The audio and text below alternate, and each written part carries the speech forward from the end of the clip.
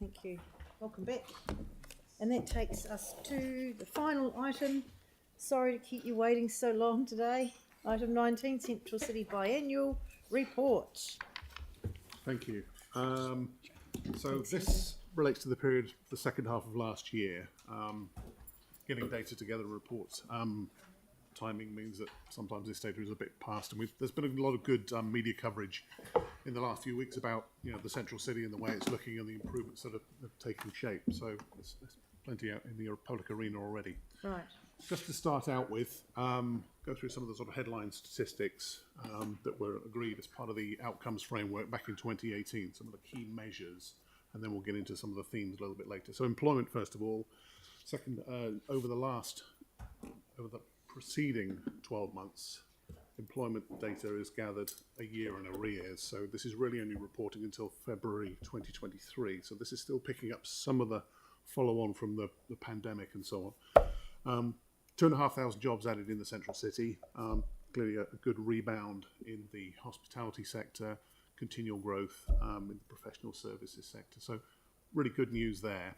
So sorry, when you say 22-23, is that calendar year or financial year? So it's February 22 to February 23. Okay, thanks. That's the time series we're looking at here for that data.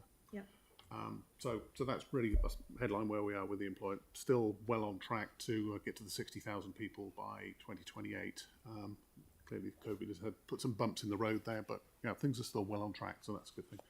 Spending, again up 94 million over the last 12 months, 8.5% increase. A lot of that was generated from the big jump up in overseas visitors.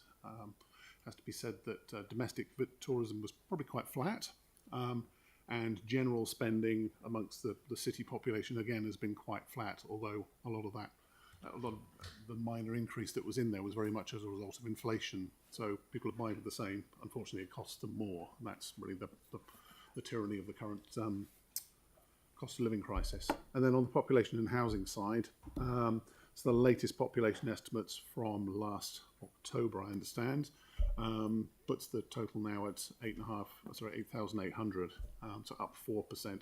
We'll get actual census counts in the middle of this year, so those projections are all very well, but until we see the actual counts from the census, we won't know precisely where we are. In terms of housing supply, you'll see in the blue bars and the red bars there, blue bars are the annual completion, so during 2023 it was the best outturn since 2020, and in terms of the pipeline of buildings that are underway or have got consent but yet to be started, there's a good year and a half, year and 3/4 of supply looking forwards there. So the metrics are all looking good.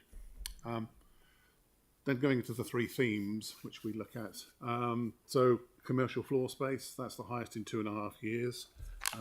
Where are we? Roughly 32,000 square metres of new space added. 135 new businesses. Again, that's picking up on that 22-23 data, so a little bit out of date, but still good positive progress there. Tourism rebound, talked about that. The number of visitors coming in, not only the cruise ships, but additions through new flights coming into Christchurch are all adding to the people coming and spending money in our city and enjoying what we've got to offer. The pictures there show the visible progress in some of our remaining anchor projects. Cathedral Square enhancements, those the next stage of that has taken shape. Court Theatre's shaping up, and obviously Takaha continues to rise over the city. And then within the private sector as well, there's plenty going on. The Regent building, which you'll see on the edge of Cathedral Square, that'll be up and running by spring, I understand. Nike introduced their Christchurch flagship store right into Cashel Mall, moving that from Rickerton Mall, so that was a good coup in Central City. And new developments, including the QB office space down on High Street. They've taken one of the old Dirty 30 buildings, restored that, and then they're building a brand new building next door. So plenty of good progress. Growing liberal central city neighbourhoods. Talked a little bit about the housing numbers, so probably not a lot more to say there. Some examples along the bottom of things that are being finished off. Another block of the One Central development, the Carriage Quarter block. The Cranmer Garden site, that's now been finished off. And then there are other examples around and about. This week, Council has published for consultation its South East Central Neighbourhood Plan, which is really looking at that corner of the central city, which really wraps around Takaha, looking at the opportunities that area provides for growth in the population and improving the quality of the neighbourhood as it transitions from that industrial to residential mixed use. So that's out for consultation at the moment. And then the sort of more city environment, the vibrant people-focused place. Barrier sites has been a lot of coverage in the media in the last few days, but there's 2 sites there which have come off. The old IOD building, which has been refitted by Nick Hunt, who looks after the BNZ Centre. So that will come on stream for ground floor retail and hospitality with offices above. And then the former Holiday Inn site, that empty hole at the end of Cashel Mall that's been there for a number of years, that's in the process of being filled in, and there'll be a 2-storey retail and office building on the front of that. And then there's good visible progress on the Ridges Noah's Hotel, as you'll see, with the car park building coming down. Ongoing work in the Sol Square complex and the Odeon. The containers were removed from there at the turn of the year. Still unsure what that might be used for, but it's certainly got those ugly containers off the street, which is the last of those in town, luckily. Enlivened Places, a couple of small projects there, a bit of a tidy up piece of work done at the Waka-on-Avon Kotane site. There was a pretty untidy wrap that kept being blown down in the wind, so we've done a bit of work, added some planters assets. They've relayed the grass out there, so that's a much more welcoming environment for visitors there, and particularly on that prominent part of the promenade. And then some improved wraps around the municipal chambers. The Central City Noise Survey, that was conducted back in September. More than 80% of respondents recognised that there needed to be more tolerance of noise in the Central City.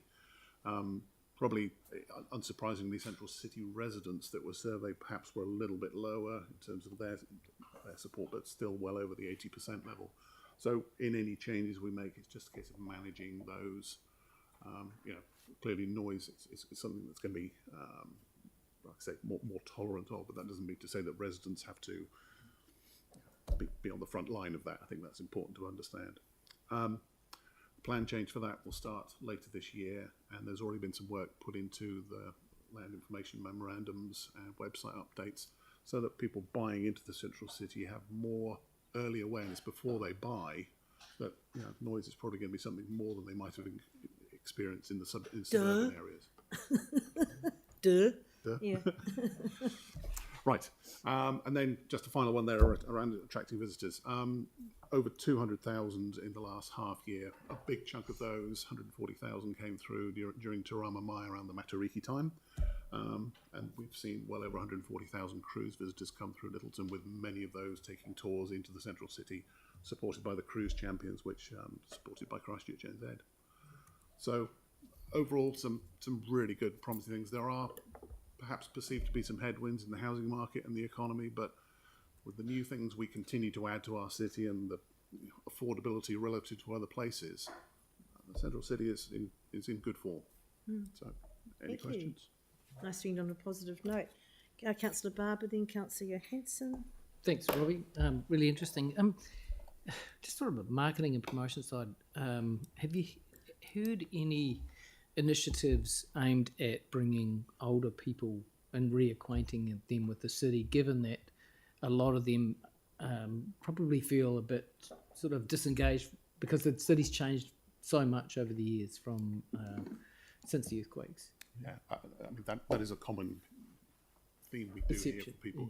There's nothing in particular. I mean, there are tours and groups that are taking people around town. Even the cruise ship guides, they're providing sort of summaries of that sort of thing, but nothing that I'm aware of.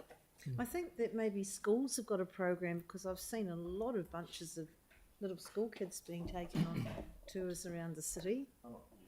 It's certainly, Councillor. It's something we can raise with our partners and see what they can do, whether that's CNZ or CCBA. So we'll take that on board and raise it with our partners. Yeah, I think that would be a good idea because, certainly I've heard a number of elderly people say that they don't recognise what's in the city and they're a bit confused about where to go and what's there. I have been incredibly impressed with the group who are taking the elderly people explaining parts of Christchurch around when the cruise ship people come in. I think it's such a fantastic initiative.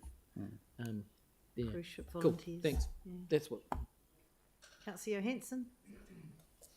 Thanks. I just had two questions. One is we got a report or advice around the Pulse of Christchurch 2022 survey, which talked about the lack of social connection opportunities, and they had barriers to visiting the central city, and like 40% people said it was too expensive, and under that was nothing at about just over 23%, and then close to 13% said parking. So I mean, I'm just wondering, how does the Pulse of Christchurch survey inform what we're doing to reduce barriers for people coming into the central city? It's a bit similar to Kelly's question, but yeah, I was just quite interested in what we're doing with that data. So during this year, we are starting a piece of work that will look at what the recovery plan's achieved, and perhaps some of the areas where it's perhaps not picking things up. Older people recognition and the appeal to younger people comes up strongly, particularly around affordability. Things are too expensive. So we can factor some of those things into that work and start to think about what new things could be added or what changes do we need to make. So, Okay. and on the parking, I guess the answer is we'll never satisfy all of the people all the time. There's plenty of parking in town, whether it's distributed. That's always going to be a challenge to provide parking spaces where everybody wants them. And then the second question was in regards to the housing, and I've asked this before, but I see we're getting lots of consents and there's lots of apartments being built, but do we know who's actually living in them? Do we know if it's first-time homeowners? Do we know if it's Airbnbs, if it's, property investors owning multiple properties, or do we know what the demographic is, the demographic change with, young people, children, young families or elderly? How can we get a sense of what's happening within that space? So over since the last census, we're reliant on projections, and clearly a lot of the changes happen in that period. Middle of the year, as I mentioned, the new census information will come out. It'll certainly give us a lot of information about the demographics. In terms of Airbnb, clearly owners are now being asked to register, so there'll be a bit more understanding there and general information around that. So the census, I think, is going to give us that big snapshot of who's living in our new central city homes. Okay. And is there any way to figure out who's owning the houses that we're consenting? We know the owners, but Yeah. I suspect you're asking a different question. So if you can be clear on your question there. Well, do we know if, for example, we're getting first-time homeowners coming into the central city? So I think you're after the characteristics of the owners. That's where the census data will come through for the occupiers of those. I'm not aware of any necessary that will allow us to do the characteristics of the owners, especially if they're absentee landlords. I mean, from the census, we'll also be able to pick up which ones are rented and owner-occupied, so that will, again, give a picture there. Give a sense. Okay, cool, thanks. Councillor Peters. Thank you. Mine's kind of a slightly similar theme regarding parking. Thinking north of Cathedral Square, and particularly, I guess, the Carter site. Is there any progress around progressing that towards? Yeah. My most recent discussion with the representatives of the diocese was just over a week ago. They've indicated they have received a temporary car parking permit for one end, the eastern end. They are in the process of applying for one for the western end, and they will be having further discussions in the next few months with the owners of the central bit, the old PwC area. So it seems to be progress. I'll be keen to see construction and implementation of those permits quickly, because I think that will benefit the city. Yep. So this is, to get that clear, that's just a level on ground. At grade, temporary, but to the standards that we expect now for temporary car parks, which you're seeing in several other places where they're much higher and much more usable for the community. Thank you. Okay. Councillor Fields. Brilliant. I just really want to commend the awesome work that you've done on this. and all the things that you do over the years. Just in terms of cruise passengers, so do we have a sense, and this might be more of a Christchurch NZ question, do you have a sense of like the sort of the movement dynamics of the kind of the people that, you know, where do they go, where do they gather, do you sort of have a sense of that, you know, how they sort of interact with the central city? I mean, most of the drop-offs are along Cashel Street before you get to the Bridge of Remembrance. There do appear to be some log jams there with, you know, queuing for the trams and things like that, and that's something I think that is being looked at. So trying to do drop-offs more around the central city, but you know, it adds to the vibrancy of town. I'm not sure whether that answered the question. You're right. Christchurch NZ are a better place for that. We are certainly getting some feedback that we're not seeing a lot of movement across Colombo Street into the other side of Cashel Street. So that's something we'll take on board, and we'll work through CCBA with CNZ on those, and most particularly with our transport colleagues on that, as further developments are occurring, and seeing whether we can disperse some of those bus parking and coach drop-offs. But just being aware that some of the obvious areas you might put those in the short term have got construction occurring around them, so we can't use them in the short term. That's much more of a medium term piece of work we'll do. Right, so they sort of they get off, they cruise across to Riverside for a kebab, and then sort of Or jump on the tram. Yeah, jump on a tram. Then do they move up to New Regent Street, that kind of thing, or we just don't know? There are flows in that direction, certainly out and around the square, Yeah. and then yes, up and around to New Regent Street. All right. There is Thank you. there is guidance prepared, you know, by the cruise ship guides themselves. They point people, and they will ask people what their interests are and point them accordingly. So it's not one big flow; they are spread. Do you have a sense of volumes? Depends on the cruise ship that arrives. I mean, it's usually well over 400 on any given day. Okay. Okay, cool. Thank you.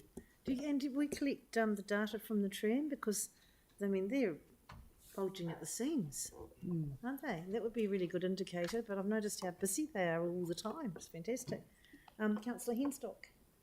Oh, thank you. I see in your report you're referencing the fencing around the city, the old municipal chambers on Oxford Terrace. Any update on when we can expect that to be completed and the hoardings to come down?